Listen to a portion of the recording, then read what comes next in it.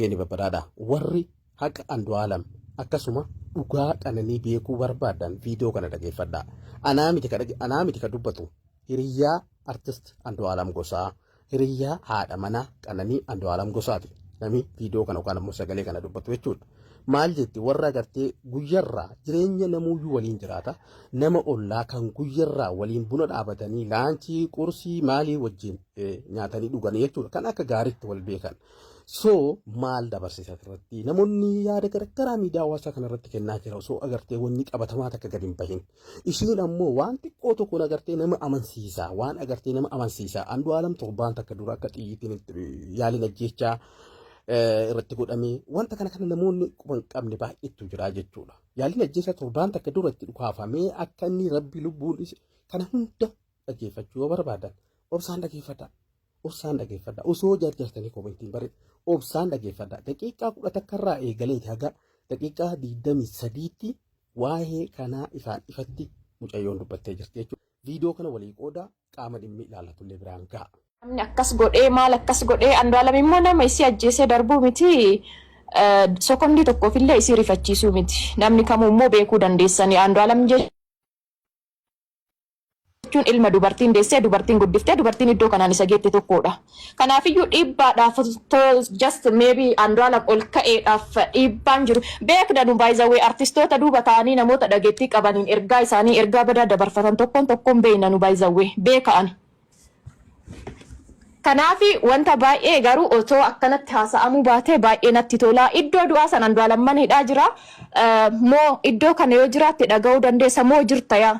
Innaa eenyu jira mee natti mi gaafa nuti seennu koo gaafa nu deemnu nama 3 fi reeffatu mana jira. Nama 10 yookiin nama 11 iddoo san jira guyyaa guutuu.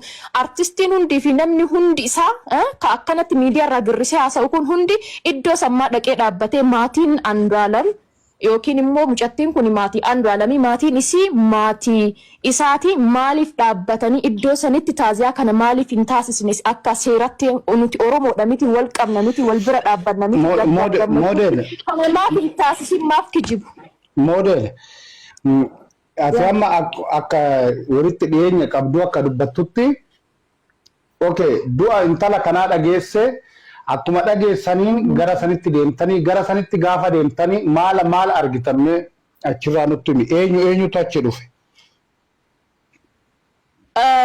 Namoonni tokko dhugaadha namoonni tokko dhufanii jiran deemanii reeffa geggeessanii jiran milinik yeroo jirru milinikitti artistoota baay'ee jira even Galaanaan faanis jiranii jiru artistoonni baay'een gara sulultaa yeroo deemnu garuu namoota qubaan lakkaa'amantu gara sulultaan wajjin deeme daqiiqaa 10 achi dhaabbanne moosi argeen jira dhumarra jechuudhaani. Yeroon ba'u sa'a 11tti haadha manaa leencoo wajjin yeroon ba'u si argeetiin jira namni tokko achi dhaabbanne daqiiqaa 10f achi dhaabbanne kanaaf immoo eenyu argite? Mo'a jecha Mo'atu ture yaa mo'a achi ture mo'aan achi ture even Maqdasee dubbisee dhumarra baqqaa deebi'aa haala itti jiru itti himee yeroon darbu moo achi jira namni tokko artistiin tokko iddoo sana hin jiru artistii miti namootummaan normaaliin iddoo sana hin jiran jechuudha namni hin jiru iddoo sana. Okay galata. Garuu gara miidiyaa maalime beektaa ishii beektaa mo'a ishii model seenaa beektaa mo'a. Arruma nan beeka wallaanis nan beeka har'a qaamaan argeen ture waliin dubbisnee dhumarratti obboleettii Andu'aalam kan hidhamte jedhan sanaa wajjin gaafa namoonni muraasni marii taasisan dhumarratti keessumaa Tiiqaa Tafarii dha kan namoonni yaadadhu namoonni baay'een isaanii akkuma isheen jette dhugaa dubbachuu fi wanti baay'ee na gaddisiise du'a ishee caala reeffi ishee kabaja dhabuudha. Namoonni daqiiqaa 20 bakka sanan dhaaban. Taatee sana gidduutti artistoonni keenya baay'een yeroo walitti mufatanii fi yeroo yaada garaagaraa keessa galan taajabaan ture. Namni hundumtiyyuu makiinaa isaa kaasee yeroo fiiguun arge dhumarra kan baate haadha manaa Haceedha. Haadha manaa caalaa bultumee ture. So itti qaala natti fakkaata namni xumura handuma baasiin bahe akka carraa sana boodadha anis bakka konkolaataa dhaabnee Riyaan Silasinii kaase kan diizaayinara lamman isaaniiyyuu taatee wajjinidha kan dhufnes baanee gara mana keenya qajeelinu tullee jechuudha. So gaafa deemnu naannoo sana namnuun turre jechuun hin danda'ama. Namni qubaan lakkaa'amu 3-4-5 caala yookiin ollaa obboleettii qananii kan ta'an haadholii muraasarraa kan hafan jechuudha. Kanaafuu artistoonni Oromoo reeffa waliin hin deemne jechaadha. Indeemne jechuun dandeenyu Andu'aalem akkuma sila siin kaasne Andu'aalem ganama tuma achi mana yaalaa jiranidha kan inni qabamee gara sana deeme. So sana booda garuu Minilikiin namoonni baay'een dhufaniiru Miniliki kan ka'anii gara sulultaa deeman ijoollee tiiktookkeroonni baay'een hiriyoottan sheddanuutu turan. Xiqqoodha jechuun hin danda'amu cubbuudha. Garuu artistoonni gurguddoo nuti lakkaa'uu dandeenyu annaman argee hoonsini kaasee Galaanaan Jakootiin argee tiikaadha kan inni Jakootiin argee namoonni sooshaal miidiyaa kanarratti ani sululta deemanoo reeffa fuudhanii sululta an deemanii yaa isuma siin jechaadha wandeeraman sii kaasee kun bakka sana deemanii turani kanneen akka gammadaa fa'aa gammadaa olaanaa fa'aa kanneen akka obsaa fa'aa gammadaan nama miidiyaa irra hojjetu anyways namoota miidiyaa sii kaasee yaa nama sana dhaan sii kaasuu barbaadani sila yaa aasaa mucaa lamatu dhuguma Oromoo ani baay'ee waan gadde dhugaa waaqayyoon siin jedha ani mucaan kun amma namni negatiiviin ishee kaasaa ture ani amma ishee beekuttis ni kaaseera mucaa malqabeetti dhugaa dubbiin arrabni ishee nama hin quunne gaafa dubbattu akkaataatti dubbattu be Oromoo urgooftu ani toon du'een jedhe fi toon du'ee jedheen ofii ko guyyaatti dhaabadhe yaadedha so bakka sana namoonni online irra keessumaan muqoota nama maqaa namaatuun dheellenetti tola dhugaa rabbiidha namoonni abaluuta akkas godhe akka abaluu fitu hidhamee akkas ta'e jedhaman baay'een isaanii namoonni keessumaa sooshaal miidiyaa kanarratti influencer ta'an namoonni hordoftoota hedduu qaban bakka sanan ture mana taa'aniitu oduu burcaa oolan.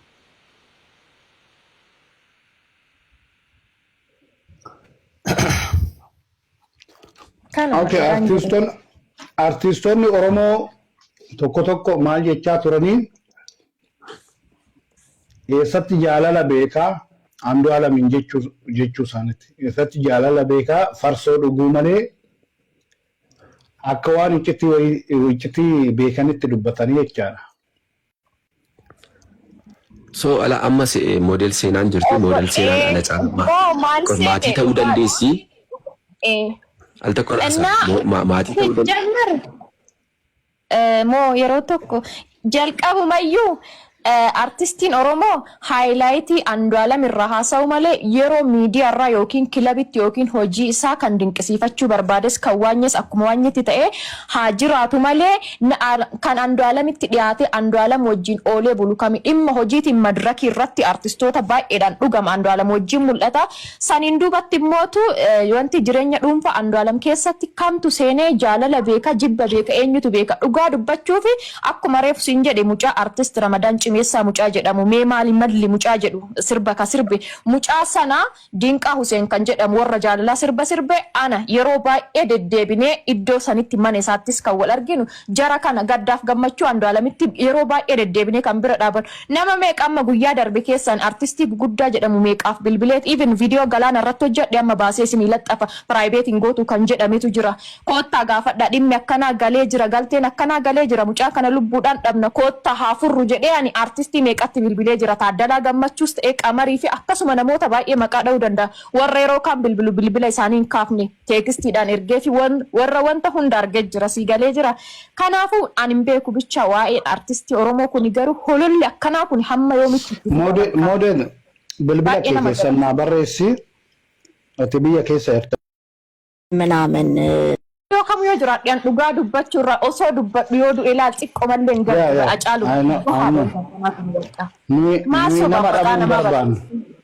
yaa maaliif isin qulqulluudha dhugaa siin jedha nyaattee quuftee dhugdee quuftee jenne hiriyoota isaatiif intala kabajaa qabdu inni ummootu akka ija isaatti jaallata baay'ee jechuudha akka isaan jaalala isaanii osoo argite namni san arge immoo kanan jedhu maali qabriin nu hundaa ani itti naafan turen siin jedha jaalala isaaniitti itti naafan ture naamusa inni qabu jaalala ishiin isaaf qabdu itti naafan ture. Osoo hin ifanne bara dhaabbattee haga galgala sa'a meeqatti nu keessummeessite beeyta haga nu ufitti salfannu tokkotti bar maali deddeebite fuula namarraa laaltee nu battaa bar bakka. Beetisaba maaliif rabbis sii kenne bakka dubartiin harar edaa malqabeetti akkanaati rabbis sii kenne jennaan nuyyuu jechuudha hamma ittiin haafnu tokko nuyyuu waliin teennee jechuudha wanta akkana wanti jedhamu kun astagfirullah namni rabbiin maal jedhani waa'ee jaartii isaa kana maal jedha wanna mana isaa dhaxxanii maal jedhame amma namoonni baay'ee miidiyaa gubbaa irratti ishiin maraattuudhaan jedhanitu jira. Wallahi billahi maraatuun ila dabbaako dubartiin tasgabbooftuun akkanaallee hin jirtu yoo fuula isii ilaaltu qananii miidiyaa irratti gaafa ilaaltu dheertuu dubartii guddoo maal sitti fakkaatti gaafa itti siixee ilaalte ilaal mucattii xiqqoo ija bakka lamayat mutaasaa inat seetnechinna wallahi ushat ነው maraattuun itti baay'ee tasgabbooftu fuula isii irraa waa tokkoon argitu bakka dubartii baay'ee tasgabbooftu jecha gaarii walii deebisu akka gaariitti walitti qoosu bakka hariiroo gaarii qabu namni yeroo tokkoon tokkorraan jijjiiramu nu bira taa'ee bar yeroo dheeraa dabarsa manaa bahe Andu'aalam yeroo dabarsu yeroo dawwaltuuf qannu koo dhufee iddoo akkanaan jira ofii eenyu fa'aa waliin jirta eebal fa'aa wajjin ishi qannu hamma manaa si geggeessina jenne akkasitti amaanaa irraa fuunee isuma dhugaa akkasumatti geggeessinee fi nama jennu. Dhugaa rabbiiti abbaakoo. Namni hiriyoota Andu'aalam Gosaa fi qananii lubbuudhaan dabartee hiriyoota isaaniitu haasaa jira. Ragaataan ba'anis isaanii jechaadha. Miidiyaa gubbaarratti wanni ani dubbisaa ture waan baay'ee fokkataa akka inni ishii dararu halkanii guyyaa jechuun akkaataa isaan itti barreessan miidiyaa gubbaarratti mana hidhaa keessatti harka nama duubatti hidhaniitoo minaan nama dhorgatanii bishaan nama dhorgatanii nama daraaran tokko hin beektuuti. Akkasitti dubbachaa jiru jechaadha miidiyaa gubbaarratti. Afaan Oromootiin akkasitti barreessanii poost gochaa jiru jechaadha. Intalli kanaan gubattee murtii kana ofirratti murteessitee kan jedhan akkasitti poost gochaa jiru jechaadha. Okay, tulluutti fuuf. Thank you. Model sirriitti walitti akka dhiyaatanidha nutti himte. Yoo ofiin of darbatteetti ta'ee fooqii yookaan gamoo sanarraati. Wanti ati kana jettu jira jechuun wanta dura eeyyee dhibbachuu dandeessi. Diinonni Andu'aalam irratti xiyyeeffatanii kanarraati kaatee illee dhibbachuu madde waan jettu jira.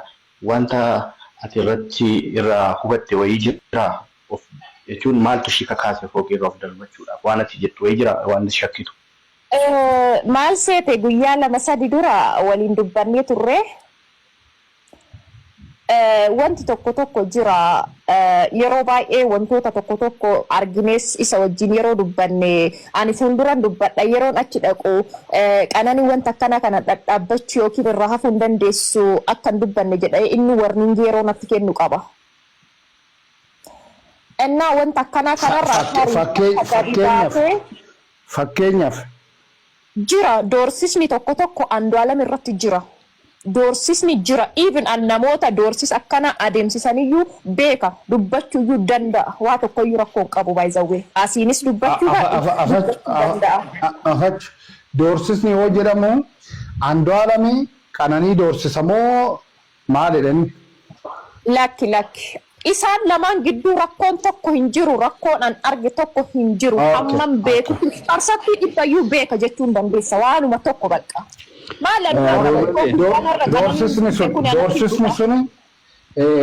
Doorsisni suni Andu'aalam irratti jechaadha. Andu'aalam irratti. Siyaasaan wal qabateeti moo jaalalaan wal qabate?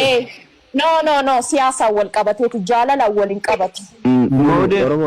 Mee addaan karaa keessaa dhaggeeffannu. Tullu waa tokkoon jechuu barbaada.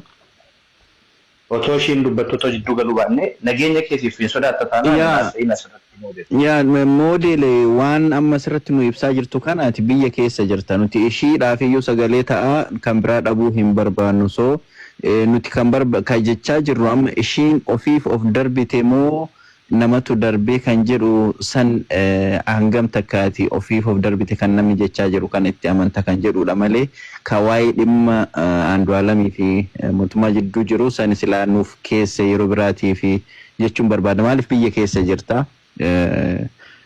waan hundaaf iyyuu mee ofuma qusatuutu bareedaadha jedheetiin.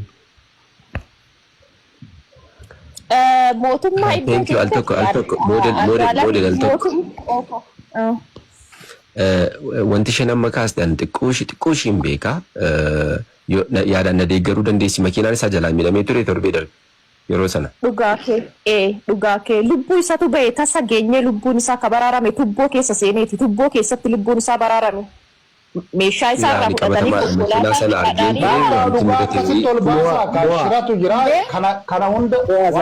konkolaataa abbaa koollee yoo barbaade guyyaa wajjin waa hunda sitti maali.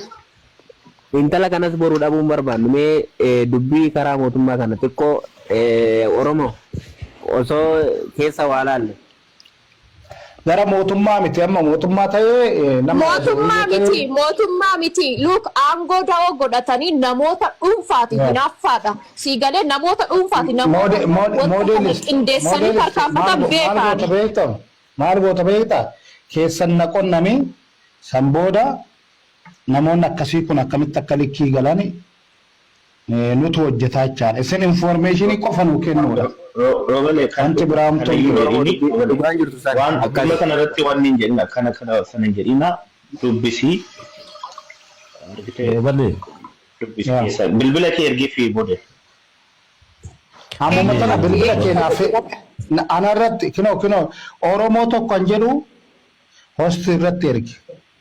Tiiferdaa lammaffaa dammoo ani itti gaafatamtu mirga dhala waan tokko wanni na sodaachisu tokko illee jiru kun hojii kan kooti even ani kana dura ol baaseetiin isumallee fuulduratti wanti akkanaa kun akka deemamu hin qabne dhaabsisuu akka danda'u jireenya keetiif gaariin ta'u tokko wanti inni wanta kan ol baasuu dideef iyyuu anaafillee ta'uu danda'a sii galee jira. Doorsisa adda addaa anaaf diraamaa baay'eetu jira jechuudha. Haala kanaan diraamaa baay'eetu jira jechuudha. Diraamaa baay'eetu jira dhuunfaadhaan doorsisa naaf erganii even torban tokkoof hamma ani mana kiyyaa gadi ba'uu hin dandeenye tokko wanti kuniyyuu isitu isa deeggaree wanta kan isiit garaa akkanaatiin warra ba'e warra jedhamtu jira anarratti iyyuu jechuudha. Dhiibbaa akkasii hundatu jira. Okay. Nuti ilaa ganamarraan gamma barbaadaa turrelleen isuma akkanaa kana ture. Namuma akka keetii kana itti dhiheenyaan waa'ee isaanii sirriitti beeku ture kan barbaadaa turre amma kun oduu qabatamaati waan qabatamaati wanni ammati nuuf sirriitti heerti kun jechuudha. Please bilbila kee roobaleedha yookaan kennisiifaa bilbilaanis keessaan bilbila kee siif ergee jira odeeffannoo amma nuuf ergite kana sirriitti nuuf keessaan nuuf himte bareedaadha. Roobalees quunnamuu dandeessa anas na quunnamuu dandeessa sirriitti waan kana irratti dalagna.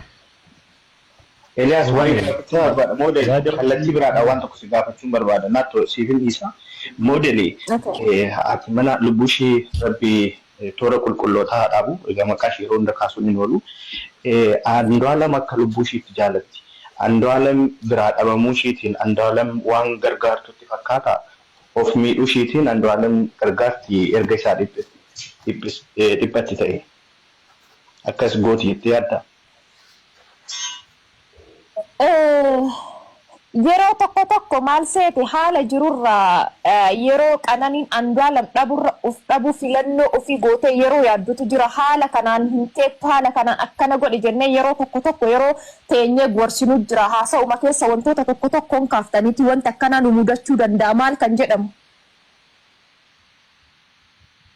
Siigalee jiraami wanta kamirraayyuu iddoo kamirraayyuu uf qusadhu wanta akkanaa akka si mudatu hin barbaadu. Luuk wanta akkanaa akka si mudatu yoo jedhame yaalii ajjeechaa eega jedhame nama tokko reebanii irratti dhukaasanii konkolaataa jala rukutanii namni suni utaalee tubboo keessa bu'ee qoshaashaa keessa deemee lubbuu of baraare malee guyyaa san lubbuun isaa ba'ee ture siigalee jira. Kanarratti hundooftee qananiin maal jettee torban tokko dura otoo ati waa taatee jiraatte ani sirraa hafee jiraachuu hin barbaadu jecha jedhu Andu'aalamiif deebistee jirti. Jaalalli isaaniis hamma kana asumaanuu jechuudha siigalee.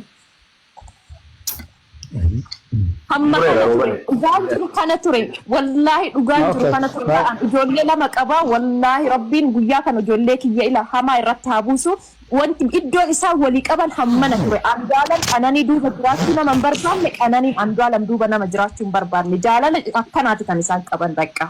Tarii qaamni addaa kan puus godhee istirasiitti addaa keessa isii galche jiraachuu danda'a. Sana kanuma wajjin ilaallu ta'a dhugaan jiru kanuma. Oro. Si kennaafachu. Isiniif kennaafachu. Itti like YTG gaafadhu meetu model seenaa sun deemin dura YTG gaafadhu. TG'n beektaa seenoo. Okay. Ani yeroo kan hin beeku Luuk TG mucattii jedhamtu TG just TikTok makana irratti yeroo dura qananii live akkasfaa gaggaltu isa tokko jira miti turee jira Luukeyoo tarii waggaa yookiin immoo ji'a 8 akkas dura yeroo sanatti dhuftee koomentii barreessifa haa yeroo wajjin jedhanii dhagaa tarii immoo akkas yeroo bilbilaanillee haasaan dubartii tokko osoo hin ta'in 2-3 akkas hiriyoota qabdi hinaasuuf hiriyoota wajjin yaaduma gaarii jechootuma gaarii walii deebisan kanaan alatti mana dhufanii hiriyaa dubartii qananii mana Andu'aalam keessatti kan argeen hin beeku. Yaa namoonni baay'een akka kaasaa jiranitti TJ'n best friend qananii akka taateedhaan isa akkasuma ishee hin beeku garuu immoo duratti toora TikTok ishee irratti akkuma maxxansite walii barreessaa akka turan teekstiiwwan garaagaraa dhoobdee turte sun egaa editingis ta'uu danda'a shooppitee dhufuus danda'a dhugaas ta'uu danda'a kan jedhu yaada namoota baay'eedha waan ta'eef sanarraa waan beektu yoo jiraate akka nu kaastuuf ture. Akkuma jedhame wantichi editingi ta'uu danda'a garuu mootu ila wanti jiru sababni isaallee qananii maal jetti beektaa yeroo baay'ee waan ergaa maatii isii kana waa'ee gaa'ilaa kana maal yeroo wanni jedhamu hin haasofna ana wajjin sirriitti haasofna beektaa hin kolfina anatu baay'ee namatti dhiyaata buna waliin danfisna yeroo achi deemu yoo isiin nyaata dalagde ani buna danfisa. Maal naan jetti bar jaarsummaa Harargee naan jette Libaanataa fi Jimaa erganii haati yoo Libaanata aarsite abbaan yoo Jimaa hiike taate dubbiin taate waliin jenna sii galee jira. Hangana dirasii tokko haasofnaa gammachuu itti qabdi Andu'aalam isiirra dhiibbaa hin qabu dhugama kaayyoo waliin qabanii jireenya isaanii immoo jiraachaa jiran akkuma gaariitti baay'ee isa sappoorti gooti hojii isarratti baay'ee Andu'aalam sappoorti gooti isitu dhiphata hojii Andu'aalamiif Andu'aalam caalaa. Kanaafi homa tokko shakkiin isiin qabdu maal isiin qabdu hin jiru sii galee jira wanta shakkitu illee jira bar maal dhugaan karaa bitan isiin arraba model maal la beeksa seeno Facebookii qabdi ishiin eenyu qananii qabdu. Okay fuula Facebookii ishiit irratti maarchii keessa maal barreessitee afaan Ingiliffaatiin abbaa warraa kiyya jireenya kiyya ati kan jettu akka waliigalaatitti jireenya kiyya waan baay'ee barreessite achitti jireenya kiyya gaafan ani kufe hanna bira dhaabbattu maal jettee barreessite waan sana agarteer taate argee jira kana dura. Okay galatoome itti fufee obboleessa keenya seenaadha waa gaafachuun barbaada seenaadha waa gaafachuun barseenoo. Lagaan sila duratti isaan ati narra maatiidha isaaniif yaada garaagaraa akka isaan ture isaan biyya kanas waan hin jirreef waan ansi jiru wanta qabatamaa wanta ija kootiin argee wanta gurra kootiin nama qabatamaa irraa dhagee wanta beeku muraasa qoodaan ture waasi gaafachuun barbaada tarii walitti dhiyeenyaan maatii taatanii mana tokko keessa wajjin nyaattanii wajjin dhuddanii wajjin turtaniitu waan ta'eef mee hariiroo isaanii wajjin wal qabatee keessumaa gara gaa'ilaatti dhufuu gara beekamtii laachuu gara maatii beeksisuu wajjin wal qabatee wantoota bebbeeku muraasaa fi wantoonni gaaffinatti ta'anis waan jiraniif sanaa wajjin wal qabsiiste waan muraasatu nu kaaste. Fakkeenyaaf yeroo jettume fakkeenyaaf akka Andu'aalamitti yoo dhufne yeroon isaa wajjin jireenya jammaran yeroo Andu'aalam caalaadhaan walitti bu'e san booda sana dura akkuma nama kamittuu hiriyyaa haa ta'an jaalalli gidduu isaanii haa jiraatu malee isheenis jireenya ishee yookiin immootu maatii ishee wajjin innis immootu obboleessi isaas jira akkasitti kan jiraataa turan yeroo sanarraa garuu mana tokko jiraachuu eegalan. So akkuma eegalaniin otoo hin turre look yeroo sanarraa otoo ji'a tokkollee darbiin fuudhee deemee kabajaadhaan maatii isaa fira isatti aanan eessuma maal warroota jedhamanis mana isaanitti yaamamanii asallaa geessee maatii isaatiin wal barsiisee jira Andu'aalam. Akkasuma immoo isheenis maatii isheetiin wal barsiistee wanta jiru akkasuma dubbatanii isheen Andu'aalam mucattiin kun Andu'aalam bira jiraachuu Andu'aalamillee mucattii kana wajjin jiraachuu maatii beeksisanii lamaanuu akkanumatti haala gaariidhaan even as sulultaa manarra isheen jirtu kanas kun yeroo baay'ee deddeebi'ee deemaa waliinuu deemanii maatii isaas maatii ishees gaafachaa haaluma kanaan jireenya isaanii kan jiraachaa jiranii ji'a 3 yookiin 4 booddee mootuu gaa'ila godhataniitiin haala saniin jiraachuudhaaf akkasitti kan yaadaatiin hin jiran kanuma pilaaniin jiru. Hamma beekutti dhugaan jiru immoo kan yeroo hundayyuu dubbatamu isheenis kan amantee kan nuuf ibsitu innis kan dubbatu kanuma bakka hawwiin isaanii kana.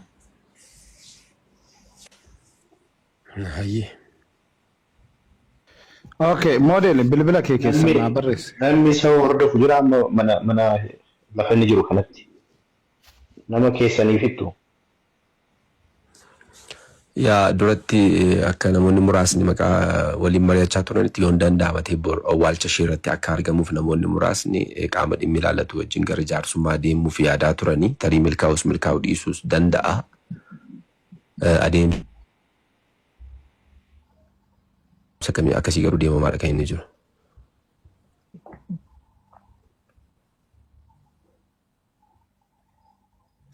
Okay, galatoomadha. Dhugaan dhugaadha. Dhugaa biraa hin hafnu. Wanta isiniin jennu biyya keessa teessanii gocha akkanaa kana warra isinirratti raawwatu keessan nu dubbisaa haga dandeenyu ni yaalla jechaadha. Isinillee jabaadhaa. Ani waggaa dheeraa Oromoo tokko ta'ii hin nyaatamta jechaan ture jechaadha. Keessattuu shamarran Oromooti irratti an xiyyeeffate dubbiin. Diraamaa jabaa Oromooti irratti hojjechuun itti fufee jira jechaadha. Amma wantin ani jidduu kana argaa jiruun warri mootummaa deeggarra jedhan mootummaadhaa ol humna baasanii namumti dhuunfamme si ajjeesisuu danda'a. Namni dhuunfan tokko ragaadhaan harkaa qabaani. Namni dhuunfan tokko jechaadha. Mootummaadhaa ol humna baasanii jiru jechaadha yeroo ammaa kanatti. Kanammoo tan cabsinu tokko taane too jechaadha. Gadheen garaa fincaanii deeggartuun naafxanyaa kaleessaa har'ammoo bilisiginnaa jala mataa qabattee too qabsoo Oromoo keessatti bakka tokkotti taniin hirmaanne haadha keenya ajjeesisaa jirti, abbaa keenya ajjeesisaa jirti, obboleewwan keenya akka gudeeddaman gochaa jiru jechaadha. Okay? Oromoo biyya keessa yoo sodaattan keessan nu qonnama waan hojjannu hojjannaa jechaadha. Durriyyoonni maafiyaan maqaa mootummaatiin daldalan kami dhaabsisuu hin dandeenya jechaadha. Waan odeeffannoo nuuf hin kennine jechaadha. Warri Andu'aalam Gosaa irratti shira kana torban tokko dura ajjeechaa yaalan kana keessan maqaa isaanii bilbila isaanii qofa nuu kennaa. Akka quufan kanatti akka quufanii haadha Oromoo ajjeesisan kanatti akka quufanii beekaa Oromoo ajjeesan kanatti hin hafanii jechaadha.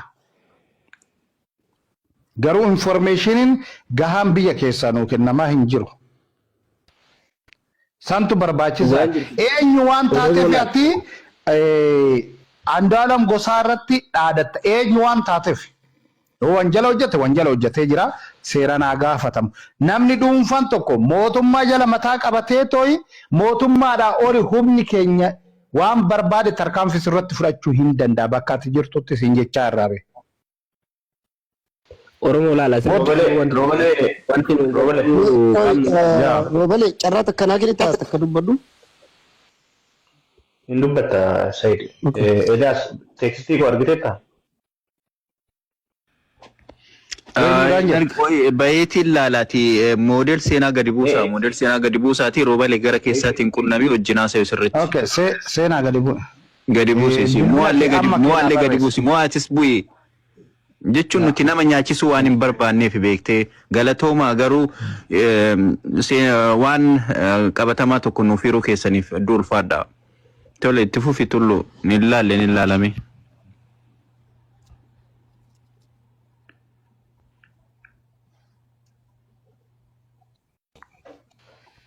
Roobalee asirratti immoo wanti nu hubachuu qabnu warri amma duula sobaatiin nam tokko irratti waa maxxansanii duuluudhaaf deemanis eenyu akka ta'ee fi eenyu jala hiriiranii akka jiranis adda baasa. Kana qofan dubbadhaane warri amma yeroo kanatti duula nam dhuunfatti godhanii jibbiinsa dhuunfatii waa gochuuf deemanii eenyu akka ta'ee fi piroofaaliin nama sanii maalidha kan jedhus immoo adda sirriitti hubadha. Namsan warra amma yeroo kanatti duulaa jiran Profailii isaa maalinni namni sun maal hojjechaa jira yeroo kanatti wanti namni sun biyya keessa taa'ee dalaguu jiru yookiin immoo sirna kam jala jiraa kan jedhus immoo adda baafan. Yaa kun shakkii hin qabuufe kun waa shakkii hin qabne amma nuyi kan jechaa jirru dhiibbaa mootummaa irratti hangoonu dhugaa intala kanaa fakkeessoo osoo hin taane akka kana dura nu baasi jechaa jirra jechaadha. Amma immoo dhufanii toota himachaa jiran torban tokko dura Andu'aalam Gosaa irratti ajjeechaa yaalichi ajjeechaa akka gaggeeffame nutti maa jiru jechaadha. Maaliif yeroo san nutti himnee dhaabe amma keessan nutti himtanii quuftuu akkanaa kana nutu adabachiisaa isinin jechaa jirra icciti waan hunda isinitti mun qabnu nu qonnamaa keessan nu barreessa isin dubbachuu hin dandeessanii homaa gochuu hin dandeessanii humna hin qabdanii ni beekna keessan nu qonnamaa nutti maa isinin jechaa jirra nama san maqaa isaa guutuu bakka jireenya isaa bilbila isaa keessan nu barreessa kanumaa jechaadha. Akka quuftanii haadha Oromoyeetti ajjeesistan kanatti naftanii jechaadha. So namoonni garagaraa har'a anarraa eegalaatii yaada garagaraatti kennachaa oolle waan agartee hinaafatii wal qabataa isattuu hinaafee ishittuu hinaafee akkasuma dabalataanis deebiitiin bakka waan fakkaanetti kennachaa oolle amma ta mucayyoo tanaa dhibbarraa dhibbatti dhugaa jechaa osoo dhugaa jirtuu jechuu osoo hin taane waan xiqqoo nama amansiisa keessa jira jechuudha. Isin galee miti. Waan xiqqoo nama amansiisatti keessa jira jechuudha. Kana dabalataan ammoo nama lama nama sadii jechuudha. Namoota agartee Andu'aalam suuraa kaasan namoota agartee ishee suuraa kaasan istuudiyoo jechuudha. Kan wanta agartee wanta kana wal fakkaataa dubbatan jechuudha afaan takka dubbatan. So kanaafi yaada hinaafatii fi yaada isatti ajjeesee jedhurraa xiqqoo wanni agartee amma kanatti fakkaachaa jiru. Diinonni baay'een akka Andu'aalam qabu yookaan ammoo Andu'aalam akka diinota baay'ee qabu. Warra agartee yoo isa dhabe ishee kana wanni godhe inni ammoo zalaalamiidhama. Inni ammoo zalaalamii agartee yookaan ammoo waggaa 20-30 yoo itti faradan akkuma nama zalaalamiidhametti so kana goonaa warroota jedhettu jiraachuu danda'a. Qaamni waan kana ilaallatu dhimmi ilaallatu warroota isatti dhiyaatan warroota akka mucayyoo tanaafa maqaa dhayyoo naan jettan koomintii jalannaa barreessaa mijoo maqaadha. Ibin wanni illee bilbilallee keessan ergeefee jira. Daaretti illee bilbila dubbisuu danda'a. Warra qaamni ilaallatu illee biraan gahuu dandeenya. Biraan gahuu dandeenya dirqama keenya waan ta'eef jechuudha. Maaliif biyya sun keessatti beekamaadha. Poolisiidhaaf informationii kennuun ni ulfaata. Namni sodaata akka nama biyya alaa yookaan ammoo biyya namaa taa'ee haasa'u kanaa miti. Namni agartee dhuguma beekuyyuu agartee osoo jiru poolisaaf interviyuu yookaan ammoo poolisaaf informationii kennan biyya keenya keessatti. Kun ammoo nutti baratuu qaba. Dhugaa nama tokkoo yoo akka inni bahu barbaadde informationii dirqama poolisaa kennuu qabdaa jechuudha. Dhugaa nama tokkoo akka inni bahu yookaan ammoo akka inni gadi bahu yoo ka barbaadde dhugumaan qabee yoo barbaadde taate jechuudha. Kanuma isiniin jechuu fi yaada koo boruu itti kennadha. Walii qoodaa rabbi dhugaa mucayyoo tanaa haa baasu at least yaada ishee yookaan ammoo yaada kanatti xiqqoo ana akka nama tokko akka nama dhuunfaa tokkotti na amansiisa yookaan ammoo fudhachuu danda'a jechuudha maafani.